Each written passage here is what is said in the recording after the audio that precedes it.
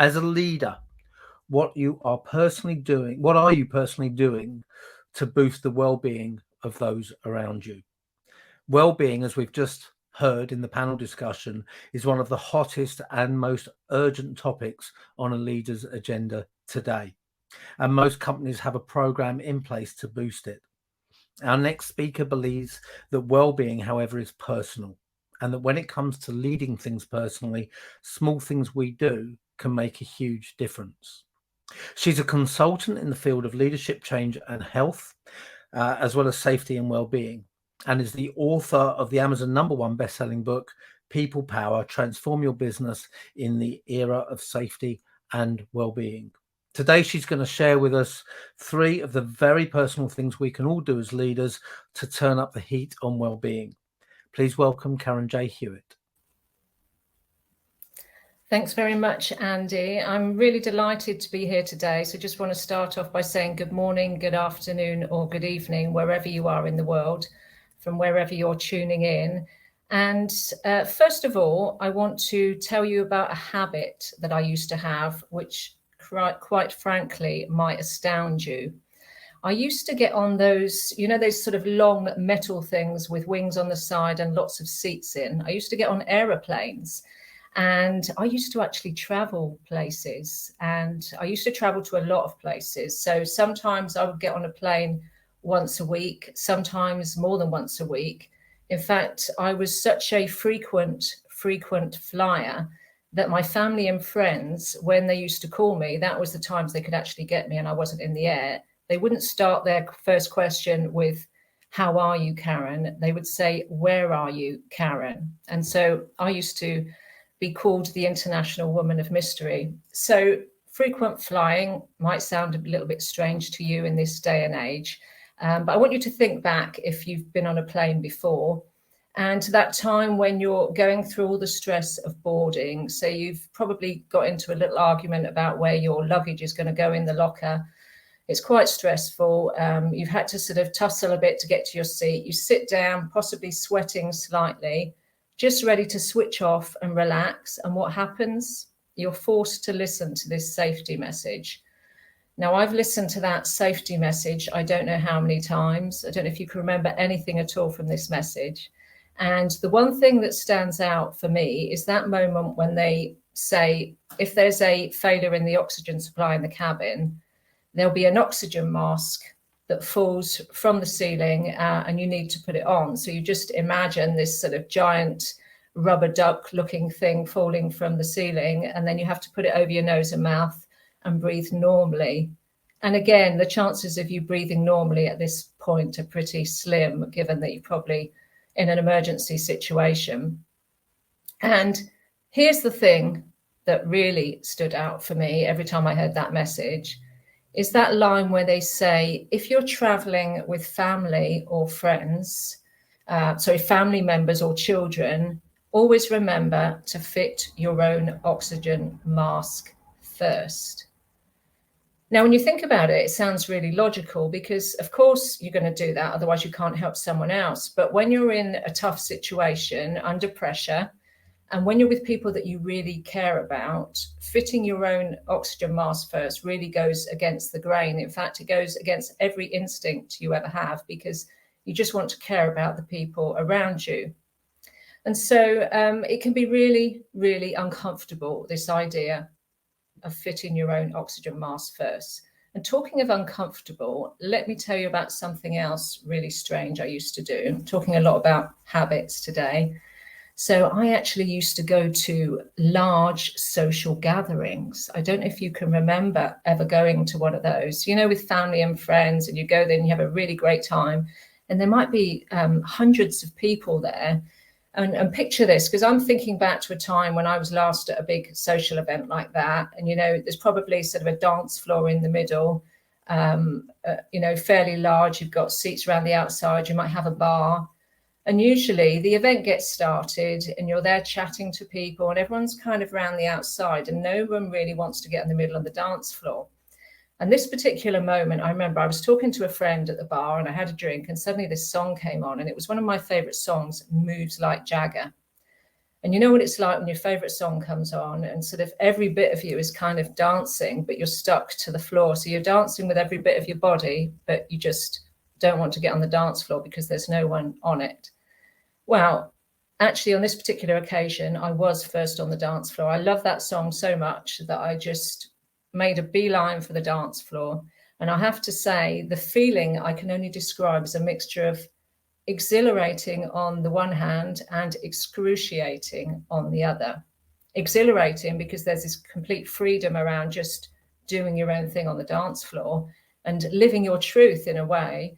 And excruciating because, a bit like right now, you've got this feeling of being in a goldfish bowl when all eyes are on you. And that can be quite uncomfortable for some. But the good news is, and I'm sure the DJ at this point breathes a big sigh of relief, that moment only lasts for about 2 or 3 minutes, because pretty soon, you know how it works. Someone else will be on the dance floor, then someone else, and someone else. And literally within minutes, you've got an absolutely packed dance floor, which is completely amazing. The place is buzzing with energy. And suddenly, instead of being that person that everybody's looking at, you just sort of mingle into the crowd and you become part of something bigger than you, this huge movement. So that's a social thing that I used to do. And I don't know about you, but since the pandemic, I've had to completely rethink my social agenda and the things I do to go out and meet people and have a good time. So I've actually done something quite out there, so brace yourselves. We're talking garden centres. Yeah, garden centres, I think, are the new Saturday night out, except that you can do them any day of the week. You can buy all sorts of random objects. You can go and have a look around and look at some plants and flowers. And a lot of them also have a restaurant, and they feel quite sort of clean and safe in this day and age we live in. Now, a couple of months ago, I went to a garden centre near me, and I made a beeline for the restaurant because, as well as dancing, I also like food. And I like this particular restaurant because it's really big, spacious and airy. And it's really, the service is really good. The atmosphere is nice, feels really clean. And you get to your seat and you can order your food on a QR code. So I was sat there sort of with my phone, tapping in my order. And you've literally pressed a button and it's gone, the order's gone, and you just sit there and you wait for your order to arrive. So at that point, I just started sort of looking around me a little bit at what I could see. And again, quite a big space. And my eye was drawn to this, it was a kind of a mosaic of teapot tiles. So kind of grey slate teapot tiles on the wall.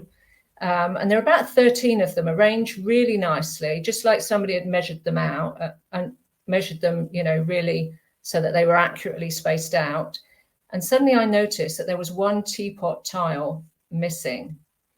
And so, you know, sometimes your brain tends to focus in on that one thing that's gone wrong.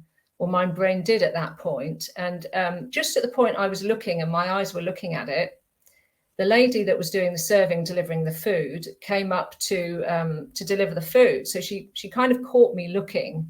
And so I was about to say, oh, you've got a teapot tile missing. And then I thought better of it with my coaching hat on. And I said, oh, that's a lovely mosaic of teapot tiles you've got there. It really adds to the atmosphere. Really like it. And she said, oh, do you think so? She gave me the food and off she went. And I didn't think much of it, really, although I was quite pleased with myself that I didn't allow my negativity bias to do that, because that's what our brains do. They focus in on the negative. And then I was there last week and again made a beeline for the restaurant.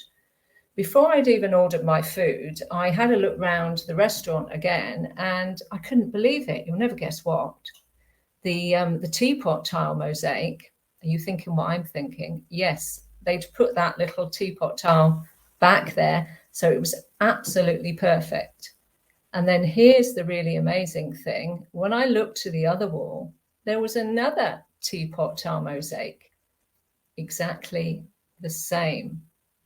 So really, I thought to myself, it does pay to focus on the good stuff. It really does make a difference. So why am I talking to you today about aeroplanes, social events, dancing, and teapot tiles? A bit of a strange combination. Well, they've all got a connection to well-being, and I just want to start off by just giving you some statistics. Now, these are some statistics that are quite alarming. They're from the UK, and I'm sure there's a similar picture elsewhere in the world. The statistics for last year show that last year 17.9 million working days were lost in the UK due to anxiety, stress, or depression. The number one reason cited for a sick day last year in the UK was a stress-related illness. And according to a recent survey by the charity Mind, 2 out of 5 employees feel their mental health has got worse since the pandemic. So think about how that relates to you in your country.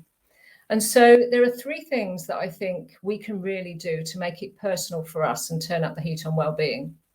So the very first message is fit your own oxygen mask first. So in the context of well-being, it's really important, because how can you look after the people around you, your team, if you're not in the best place yourself from a mental health perspective? And also, really importantly, when you look after your own well-being, when you fit your own oxygen mask first, it might feel selfish, but it absolutely makes sense. You're going to set an example, and you're almost giving people permission to fit their own oxygen mask first as well. Secondly, make sure you're first on the dance floor. And it doesn't matter how uncomfortable it is. The reason it's really important in the context of well-being is because there will come a time when you need to make a stand. So a time when the people in your team, maybe they're working long hours, they're on a special project, and everyone is really focused in on the work and they really want to make a difference, which is very commendable. But it's really not sustainable from a well-being perspective. Nobody wants to speak out until one person speaks out. And like the dance floor scenario, once you make a stand, once you're first on the dance floor, the rest will follow, and they'll be thanking you for giving them permission to also join in on the well-being dance floor. And then finally, make sure you notice the teapot, not the teapots. You can notice the teapots if you like, but make sure you notice the good stuff. So not just the teapot tiles that are missing. Notice what is there, what the good stuff is going on. So when it comes to well-being, we tend to think about what are people not doing? Okay, they're not working their hours, they're not taking breaks, they're not exercising, they're not connecting with people. Well, look around you in your team and wider, wherever you have influence, and look at the good stuff that is going on. Highlight it, notice it, pinpoint it, tell people about it. And like little seeds, it will start to spread. So if you only take away 3 things from me today, don't take away the teapot tiles. Take away these 3 things. Fit your own oxygen mask first. Be first on the dance floor. And remember to focus on the good stuff. And that way, you personally can turn up the heat on well-being. Thank you for listening. Thank you very much for that, Karen. Looking after your own well-being first is a message that I'm sure we hear all the time, but don't necessarily put into action enough. So it's really important to emphasize that again. And it fits so well. I don't know if you were here earlier. I think you were for Elizabeth Carney's presentation, but she was talking about how can you be in integrity elsewhere if you don't look after your internal integrity first. So I do love how all these different themes are overlapping through the course of the day. If you've got any questions for Karen, please post them into the chat. I'm going to start off with your teapot. I knew it. I knew it. But I think that's a really important point, that we do focus on what's wrong. I think a great example that all of the speakers here and all of the authors here will recognize is happy sheets, feedback sheets. You can get 99% adoration if one person doesn't like something. It doesn't matter that the client tells you they never like anything. That's the one we always remember.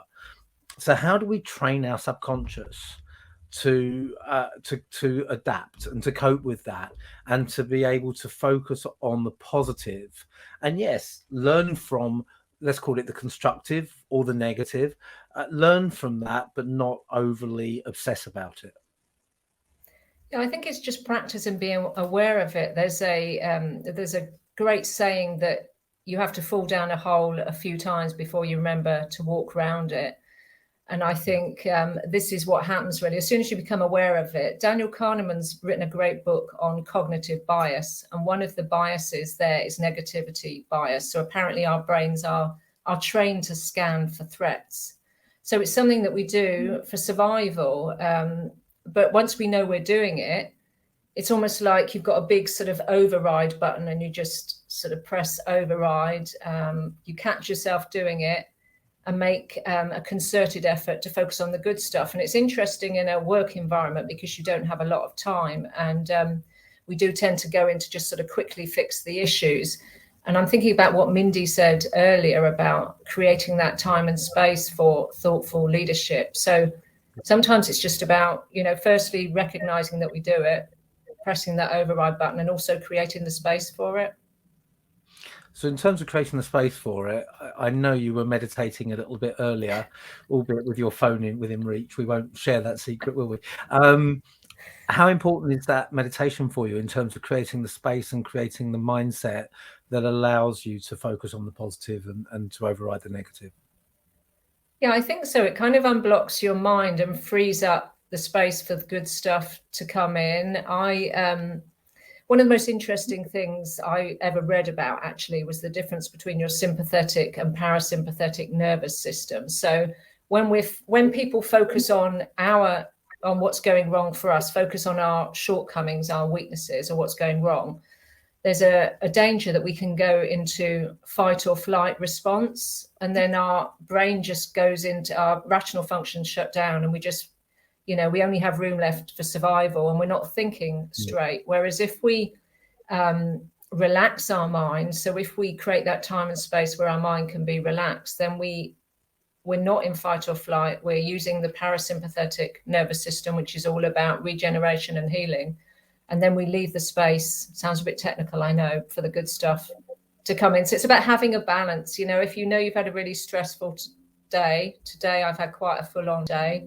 I'm sure you're having quite a full-on day as well. So it's about thinking about tonight, how can I balance that out and spend, half an hour doing something a bit different where my right brain can take a break. Sorry, my left brain can take a break and my right brain can do its stuff. Yeah, I think that is really important. And, I'm delivering a presentation at 7:00 in the morning, and I've already decided, irrespective of the weather, when that finishes at 8:30 or 9, I'm walking down to the river and getting my breakfast at the little cafe by the river. And it's just that building that break in that allows me to reset for the rest of the day. And the rest of the week. Yesterday it was a walk just after lunchtime, and little things like that can make a huge difference as well. Indu Krana has said that's a great presentation, Karen. Thank you for those reminders. As I say, if you've got a question for Karen, we've got 3 minutes left of the Q&A, so pop them up. In the meantime, you said you talked about getting first on the dance floor when you're moving like Jagger. You said that nobody wants to speak out until someone else speaks out. And I think anyone who's moderated an event and asked for questions will certainly know what that feels like. When have you done that with maximum impact? When have you taken the lead, stepped onto the dance floor first, and really had a huge impact?